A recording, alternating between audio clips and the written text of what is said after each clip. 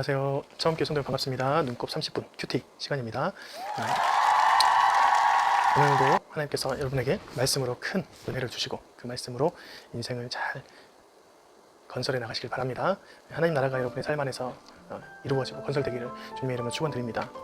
오늘은 솔로몬의 영화에 대해서 솔로몬이 받았던 엄청난 축복에 대해서 기록한 내용이 역대하 9장 13절부터 31절까지 나와 있습니다. 그 내용을 한번 살펴보고 그 안에 있는 은혜를 한번 이렇게 잘 생각해 보면서 나눠보기를 원합니다.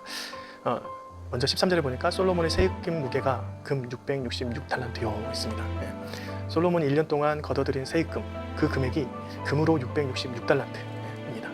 한 달란트를 제가 보니까 34.27kg입니다. 이게 34kg 잡고 요즘 한 1kg의 금 골동가가 한 9천만 원 정도 되는 것 같더라고요.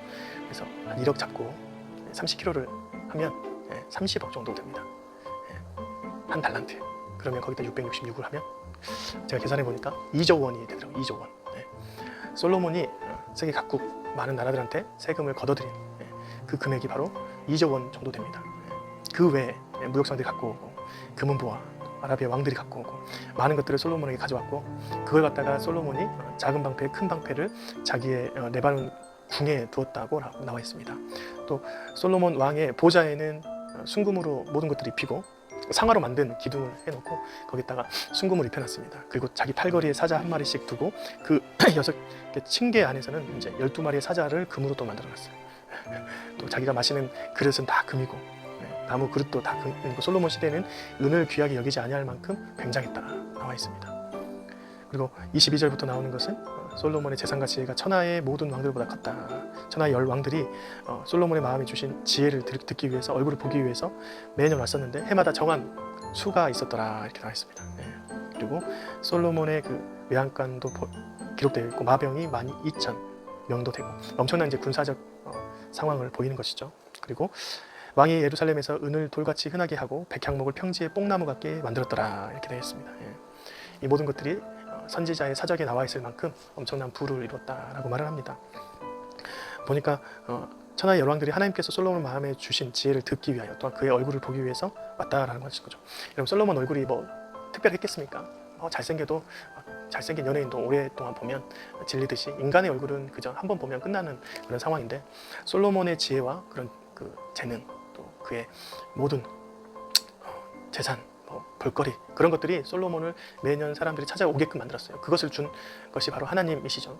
하나님께서 주신 풍성함은 인간에게 담겨질 때 이렇게 엄청나다라고 말하는 것입니다. 마치 금과 은이 흔할 정도로 나타난 곳이 바로 천국이잖아요.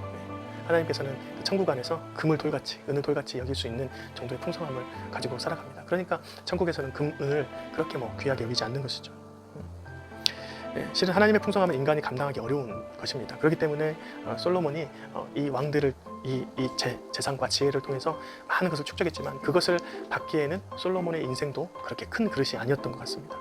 하나님의 풍성함을 받기에는 인간이 부족합니다. 그래서 함부로 말하면 안 될 것 같아요. 하나님 저에게 풍성함을 허락해 주십시오. 하나님께서 주실 한없는 하늘의 귀한 것으로 채워주십시오 라고 했을 때 인간이 그것을 받을 수 있겠나? 내가 그것을 받을 수 있는 그릇인가 제목인가 라고 생각을 해보아야 합니다. 나중에 솔로몬이 예루살렘에서 40년을 다스리고 30절 31절 그의 조상들과 함께 잠들었는데 그의 아버지 다윗의 성에 잠들었다. 다윗의 계보를 이었다. 신앙의 전통을 이었다 라고 말하고 싶은 것입니다. 그리고 그의 아들 르호보암이 대신하여 왕이 되었다 했습니다. 솔로몬의 아들은 이제 두 명이었잖아요. 여로보암과 르호보암. 그런데 여로보암은 북이스라엘을 다스렸고 르호보암은 남유다를 다스린 왕입니다. 그래서 이스라엘 백성들이 역대기를 작성할 때 이 르호보암이 솔로몬의 왕위를 계승한 거라고 생각하고 이렇게 기록해 놓은 것입니다. 하나님의 언약 안에서 지켜진 그 계보가 진짜 자신들의 왕의 계보라고 얘기하고 있는 것이죠. 여러분 오늘 말씀을 통해서 우리가 알 수 있는 것은 하나님께서 주신 풍성함은 엄청난 것이다. 그것을 인간이 받기는 어렵다라는 것입니다.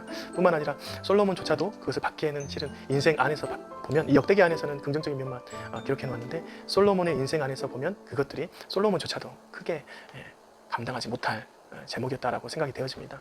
여러분 우리가 세상을 살아가면서 우리에게 주어진 재력이나 풍성함은 실은 2차적인 문제일 수 있습니다.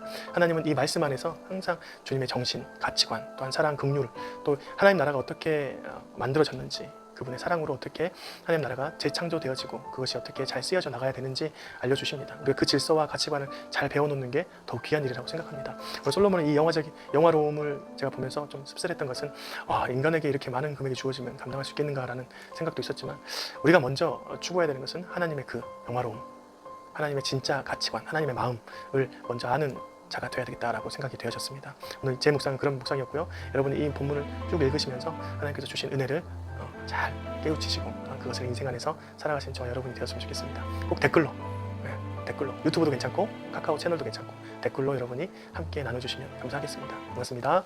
내일 뵙겠습니다.